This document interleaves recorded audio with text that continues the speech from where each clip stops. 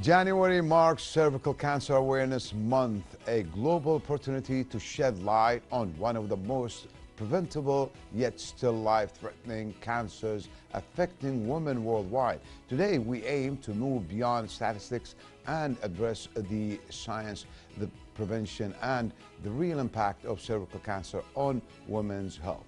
We will discuss the role of HPV and the importance of the regular screening, the effectiveness of vaccination, and how early detection can dramatically change outcomes.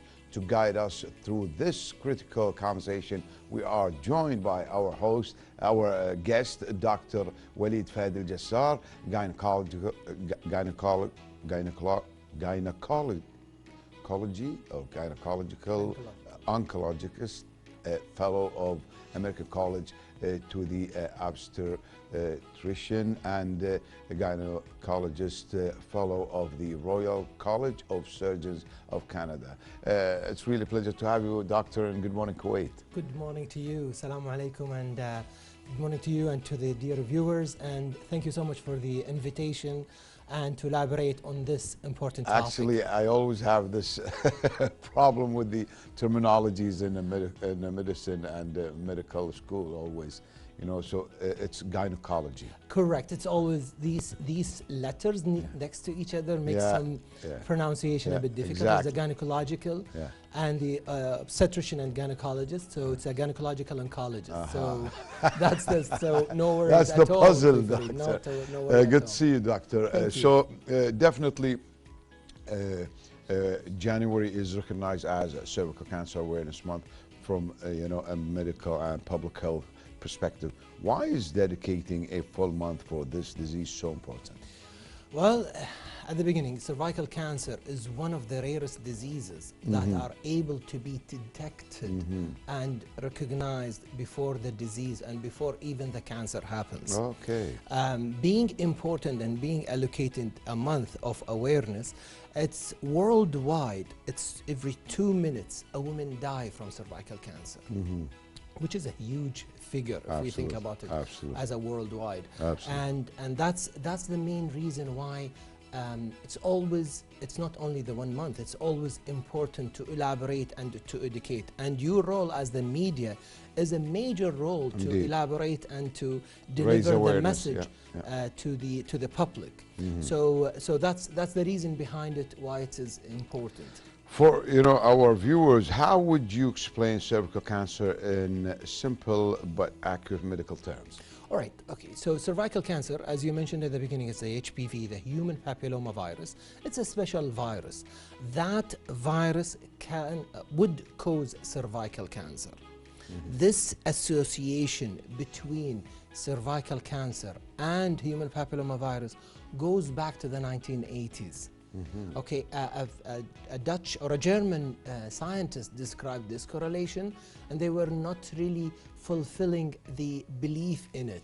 And then later on, it has been recognized that the cause of cervical cancer is linked. 99% of cervical cancer is linked to human papilloma virus. Human papilloma virus is a virus that is common. We see it. It has more than 200 serotypes. If I say serotypes, means different families.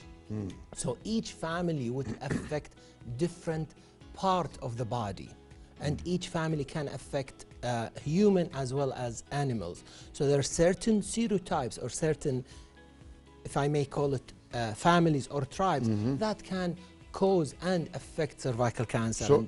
So what I understood, HPV leads to cancer. Definitely. Okay. Not all of them, certain serotypes or families. And HPV, what are the symptoms of HPV? I mean, is this like female or male? Oh, it can affect both. Human papilloma virus can affect both males and females.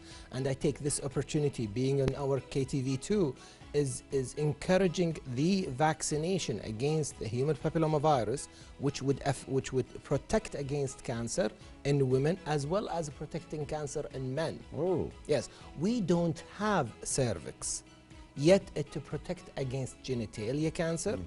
And if I divert our viewers' attention to a different part of the body, the larynx or the throat in a lay term, okay, the throat, the main cause of a throat cancer 30 years back was smoking.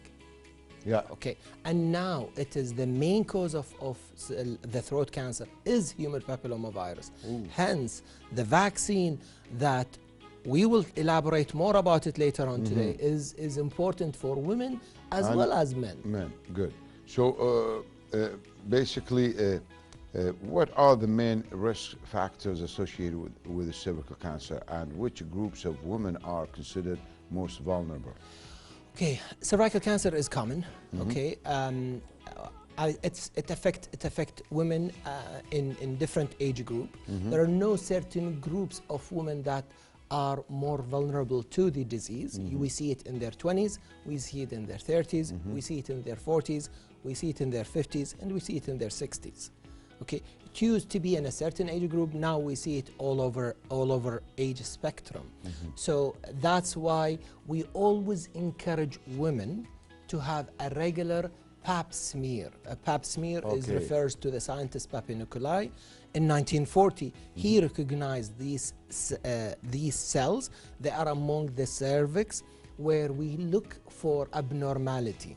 The good thing about cervical cancer, it has a stage that lasts from 5 to 15 years of a changes on the cervical cells that can be catched up by the pathologist before it can reach to cervical cancer. Okay. But the question, Fareed, is that how we would be able to know it? Is the only way to know it is if a woman is going for her regular pap smear. Correct. Okay. And that's basically how, you know, she goes, let's say a female goes to the doctor, and then they take some kind of pap smear, and they try to biopsy, something like that. Biopsy would be a later stage. Okay, pap smear is basically a smear. What is a smear? Is basically just a spatula. Yes, it's a wipe on the cervix itself. From this wipe, it used to be only pap smear. Now recently we add HPV testing, human papillomavirus testing, on the same vial or the same specimen that we collect. We can look for abnormal cells, and we can look for the high-risk families of Which is not HPV. only for women. We can also, men can do that test also? Okay, very good question. Men is unable to catch the virus. Okay. We are unable to get the virus in men as easy for the HPV. So when the women has it, means the men have the virus itself. So catching the human papillomavirus means that if I have a woman with HPV virus, I always tell everybody to get vaccinated. The men have to be vaccinated. Is there a way to detect the man if he is carrying the virus? There are different tests to do it, but the yield is not that high. Thereby, there is no need to expose the men for these tests. We know that then the result would be negative, yet it's not a true negative. Okay, but men are, you know, are somehow immune? No, not at all. Not immune? No. Okay. Men can get the HPV, and men will have, and they have to get the vaccine. Okay. No, we don't expect us that. Good. We are better. So the immune. vaccine is a good immune system for Vaccine is extremely important, and it's extremely safe. It has no side effect other than it hurts the third injection. It can be given there is 3 doses. 3 doses. Yes, over 6 months. So it is given from the age of 9. Can be given from the age of 9 years old, and there is no upper age limit. Okay. If we go back to our some dear viewer, they would hear the 26 up to age 26. Correct. The 2 used to be up to age 26, and then they up it to age 45, and now it's open for the age for the upper age. It's just before we go for a further question. The doses is 2 doses below the age of 14 over a spectrum of 6 months, and 3 doses above the age of 14 for over 6 months. How a man can get HPV? It's from any skin to skin contact. Okay. So it doesn't have to be like a sexual contact. It is part Yeah. of it. It is there. Okay. And there are other ways of it. Okay, so and how central the role of human papilloma virus (HPV) in the development of cervical cancer? It is the main cause. The main It causes the. There are there are several serotypes or families. So that's the one. The high risk one would develop cervical cancer. And here I have to say to our dear viewer, not every woman with HPV positive high risk means that she will get cervical cancer. Okay. I would repeat that. It doesn't mean you have the virus, you will develop. But on the contrary, all cervical cancer or 99% cervical cancer, we would find HPV there. You mentioned the pap smear. How effective is it? Extremely effective. Really? Yes. Extremely effective. And the HPV vaccine is often described as a breakthrough in cancer prevention. Yes.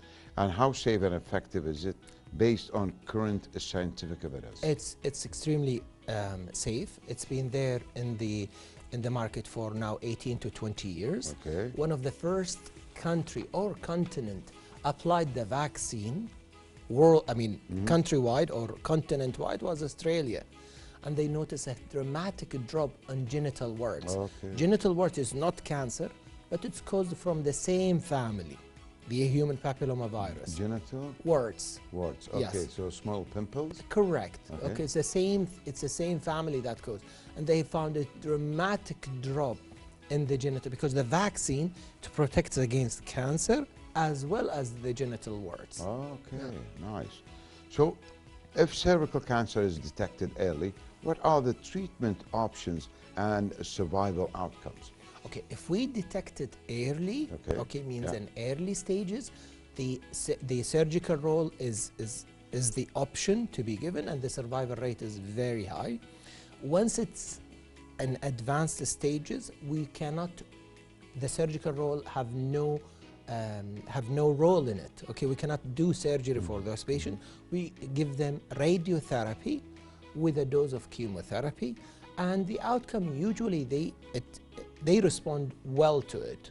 Okay, when I say respond well to it, it doesn't mean that don't go and screen. You have to be screened so that because when we say screen, we're talking about pap checkup. smear. Yes. Okay. Definitely. Which is the pap smear. Correct. That's really amazing. How does the approach change when cervical cancer is diagnosed and at a more advanced stage?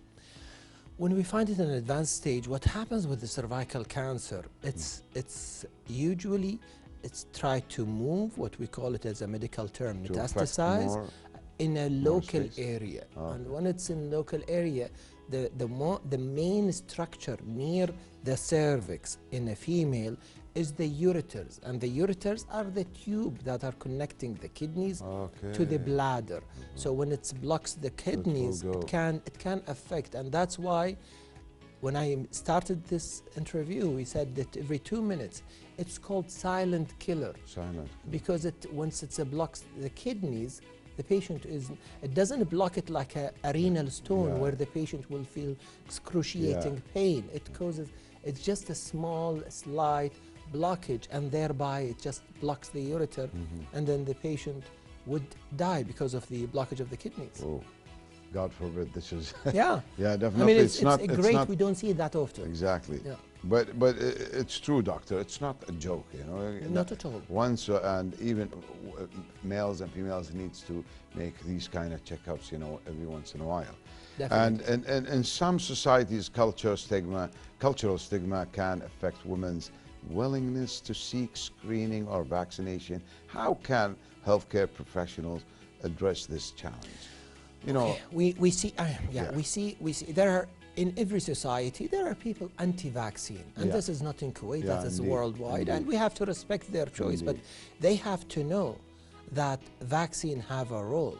Vaccine, when it's studied enough and when it has been applied for a long period of time, same as other viruses. It will be safe, definitely. Yeah, like polio virus, several vaccine. Any newborn have to be receiving the vaccine. You cannot get a newborn not vaccinated. So the anti-vaccine group, my message to them is that the vaccine is safe. The vaccine is not a new vaccine. The vaccine has no side effects. So it is important.